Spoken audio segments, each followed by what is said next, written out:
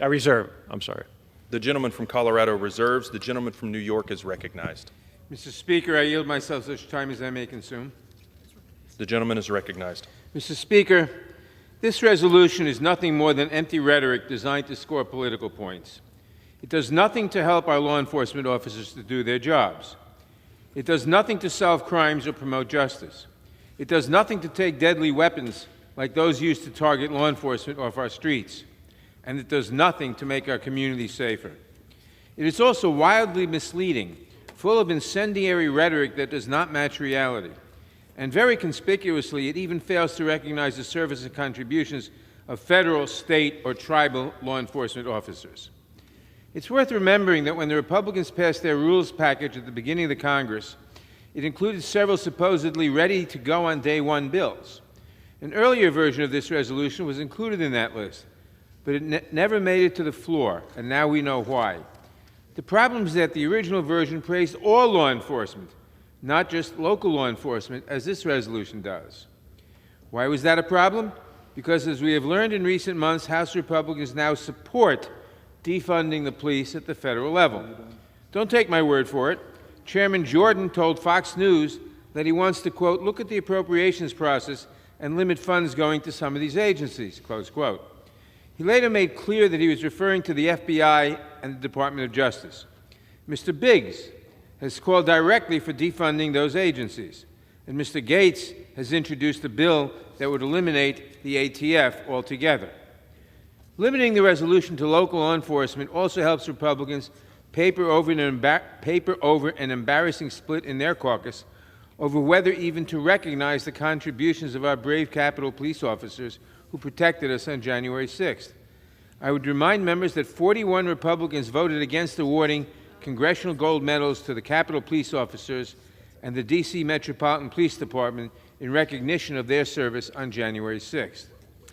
That must be why the resolution states that violent leftist extremists have attacked law enforcement, but it makes no mention of the violent mob of far-right extremists and white supremacists that stormed the Capitol that day, injuring 140 police officers, with 5 officers losing their lives in the days after.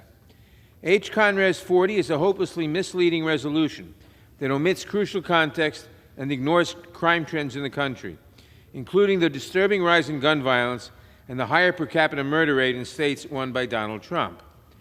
But while Republicans want to talk tough with non-binding resolutions about funding the police, local police that is, it was Democrats who passed bill after bill last Congress to actually fund and support the police.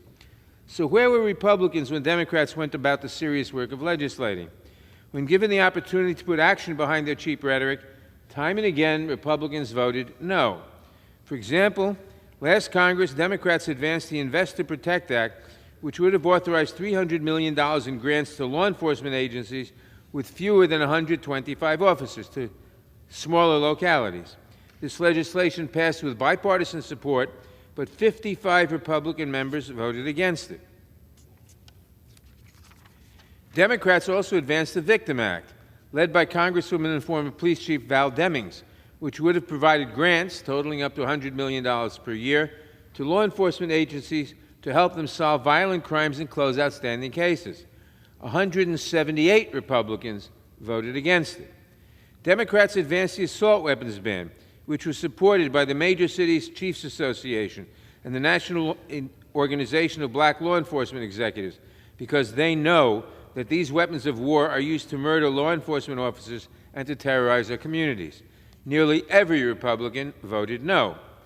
House Democrats worked with Republican Senator John Cornyn, not someone known to be soft on crime, to pass the Law Enforcement De-Escalation Training Act, a bill that increases safety for law enforcement and community members alike.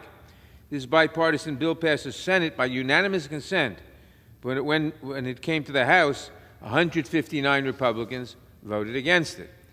This is not and never has been a serious approach to legislating. Mr. Speaker, H. Conres 40 is a wasted opportunity to advance meaningful legislation that would support the men and women of law enforcement who put their lives on the line every day to keep us safe. I urge my colleagues to oppose this resolution, and I reserve the balance of my time.